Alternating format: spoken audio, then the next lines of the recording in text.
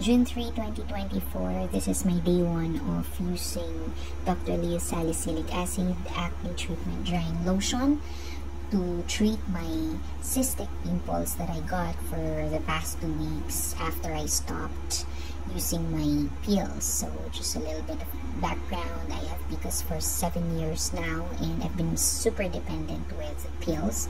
So I decided to stop it and try something new for my acne. So that's how it looked like after 2 weeks of stopping and not taking pills.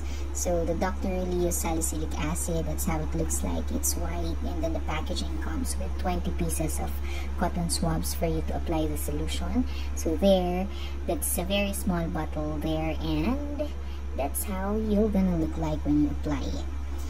It's really very visible, very whitey talaga, as you can see.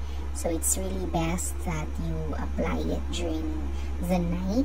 Yung patulog ka na, wala ka nang pupuntahan, kasi that's how your face would look like when you apply the solution.